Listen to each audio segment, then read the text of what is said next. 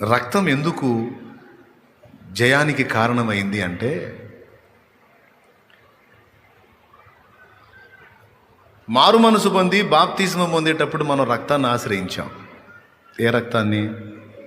యేసు రక్తాన్ని ఆశ్రయించి, అయ్యా నేను పాపిని, నా పాపములన్నిటిని, దోషములన్నిటినీ రక్తంతో కడిగి పరిశుద్ధపరచు, నన్ను నూతనపరచు, నన్ను శుద్ధి చేయి అని మనం ఒప్పుకొని నీళ్ళలోకి దిగాం. అంతేనా? ఎంతమంది ఒప్పుకుంటారు బాబా? వందనాలు స్పందించినందుకు.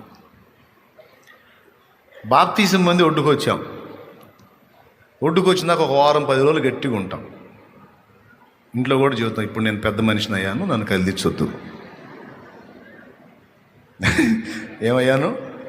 ఇంతకుముందు చిన్నపిల్ల చేష్టలు చేశాను, ఇప్పుడు నేను పెద్దోడినయ్యా అంటే భక్తిపరుణ్ణయ్యా, ఆత్మీయుడినయ్యా, మంచివాడినయ్యా, నన్ను కదిలించొద్దు. అంతకుముందు చెడిపోయిన బతికినప్పుడు ఇంటి మొత్తం భయపడ్డారు. ఇప్పుడు మంచివాడయ్యాడు కదా, మంచోడైనప్పుడు సహజంగా ఇంట్లో ఏం చేయాలంటే సపోర్ట్ చేయాలి. అయ్యా బాగుండా, ఎట్లనే ఉండా, నీకు దండం పెడతా అని.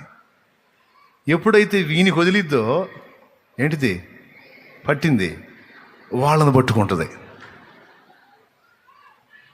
పట్టుకొని వాళ్ళు శోధించడం మొదలు పెడతారు.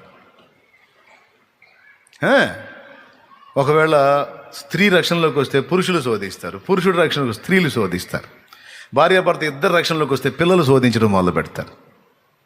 అర్థమైందా? పిల్లల రక్షణలోకి వస్తే తల్లిదండ్రులు శోధించడం. మొత్తానికి ఇంట్లో సరుకు, ఏదో సరుకును మాత్రం వాడుకుంటాడు వాడు.